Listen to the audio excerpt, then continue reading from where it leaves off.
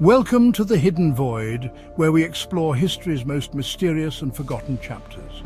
Today we dive into a mysterious tale from the heart of medieval Europe, a bizarre epidemic where hundreds danced uncontrollably, many to their deaths. This is the story of the 1518 Dancing Plague. It all began in July 1518, in Strasbourg, part of the Holy Roman Empire. This was a time when the city was bustling with activity, its streets filled with merchants, craftsmen and townsfolk going about their daily lives. A woman named Frau Troffea stepped into the street and started dancing. She moved with a fervour that was both captivating and distracting. Her movements were erratic, her expression vacant, as if she were in a trance. At first it seemed harmless, perhaps even amusing to onlookers. People gathered around chuckling and pointing, thinking it was some kind of performance or a moment of spontaneous joy. But as the hours turned to days, it became clear something was wrong. She couldn't stop. Her feet were blistered, her body drenched in sweat, yet she continued to dance, driven by an unseen force. Within a week, her uncontrollable dancing had spread like wildfire. Others began to join her, their bodies moving in the same relentless rhythm, unable to resist the compulsion to dance. Nearly 30 people joined her, and by the end of the month, over 400 were caught in the grip of this strange phenomenon. The streets of Strasbourg were filled with the sight of people dancing uncontrollably, day and night. Eyewitnesses described the dancers as writhing and twisting, their faces contorted in agony. It was as if they were possessed, their bodies no longer under their own control. Some collapsed from exhaustion, while others reportedly died from heart attacks, strokes or dehydration. The relentless dancing took a severe toll on their bodies, pushing them to the brink of physical collapse. One account from the time chillingly noted that the dancers seemed unable to stop, dancing until the blood streamed from their shoes. The sight was both tragic and terrifying, a haunting reminder of the mysterious and uncontrollable forces that can grip the human mind and body. The authorities and citizens were at a loss. Doctors and priests were consulted, but no one could explain the cause of this bizarre outbreak. Some believed it was a curse or divine punishment, others thought it might be a form of mass hysteria, others taught it was all staged and rigged. In desperation, the city officials tried various remedies. They organized prayers and religious processions, hoping to appease any angry spirits. They even hired musicians, thinking that perhaps music could help the dancers find a rhythm and eventually stop. Gradually, the dancing began to subside. Whether it was due to the interventions or simply the exhaustion of the dancers, the streets of Strasbourg slowly returned to normal. But the memory of that summer lingered, a strange and unsettling chapter in the city's history. To understand why this might have happened, we need to look at the world of 16th century Strasbourg. Life was harsh.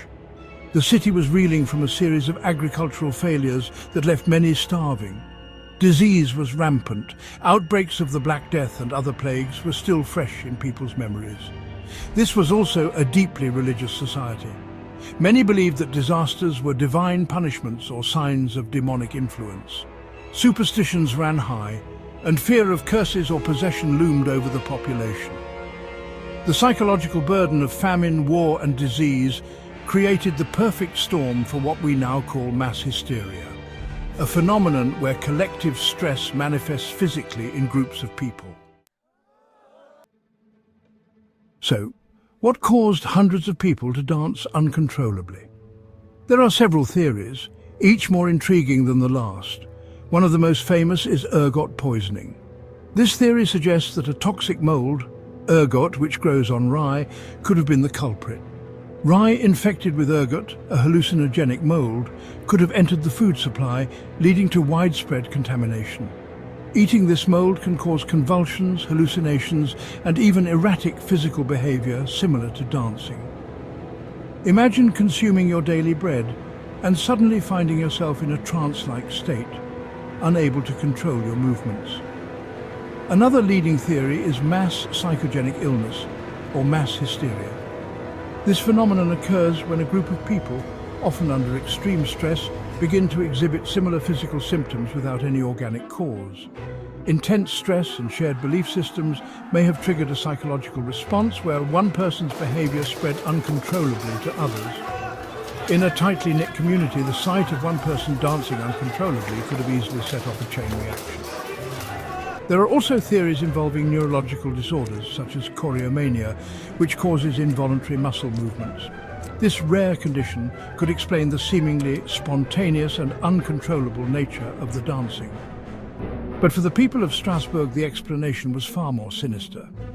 In an era dominated by superstition and religious fervour, rational explanations often took a back seat to more mystical interpretations.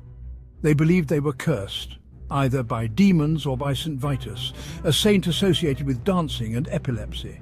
The fear of divine retribution or demonic possession was very real and pervasive. Religious leaders claimed the afflicted needed penance or even exorcisms to be freed. These rituals were seen as the only way to cleanse the soul and rid the body of the malevolent forces causing the uncontrollable dancing. The line between science and superstition was often blurred, leaving people to grapple with their fears in the best way they knew how. Strasbourg's authorities were as confused as anyone. Initially, they tried an unusual solution. They encouraged the dancers to keep dancing, believing they would dance it out. Wooden stages were built, and musicians were hired to provide a rhythm. But instead of helping, it only made things worse. The music drew in more participants, and the dancing continued for weeks. Eventually, the church intervened. Religious processions were organized, and many of the afflicted were taken to a shrine dedicated to St. Vitus. Through prayer and penance, the dancing plague finally subsided, but the mystery remained. Today, the 1518 dancing plague is considered one of history's most fascinating cases of mass psychogenic illness. This bizarre event, where people danced uncontrollably for days, even weeks, until they collapsed from exhaustion or worse, has intrigued scholars for centuries. Psychologists and historians study it to understand how collective trauma can manifest in physical ways. They delve into ancient texts, trying to piece together the social and psychological conditions that could lead to such a phenomenon. The dancing plague is a window into the human psyche, revealing how stress, fear and societal pressures can manifest in extraordinary ways. And it's not an isolated incident. Throughout history, there have been numerous accounts of similar outbreaks where groups of people exhibit strange, uncontrollable behaviors.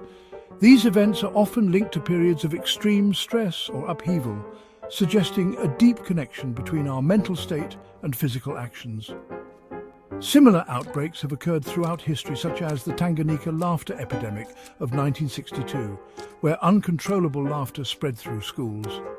This event, much like the dancing plague, highlights how emotions can spread like a contagion, affecting entire communities. The dancing plague also holds a place in popular culture. It has inspired countless films, music and literature, serving as a chilling reminder of how fear, faith and stress can drive human behavior to unimaginable extremes. The dancing plague's legacy lives on in these creative works, reminding us of the thin line between reality and the surreal. Even now, the dancing plague of 1518 remains an eerie puzzle of history, a story that bridges the gap between science and superstition. It challenges us to consider the power of the human mind and the ways in which our environment and collective experiences can shape our actions. As we continue to study and reflect on this strange event, we gain deeper insights into the complexities of human behavior and the enduring impact of historical phenomena. Thank you for joining us on The Hidden Void. If you enjoyed this dive into history's mysteries, don't forget to like, subscribe, and share your thoughts in the comments. Until next time, stay curious and beware what dances in the void.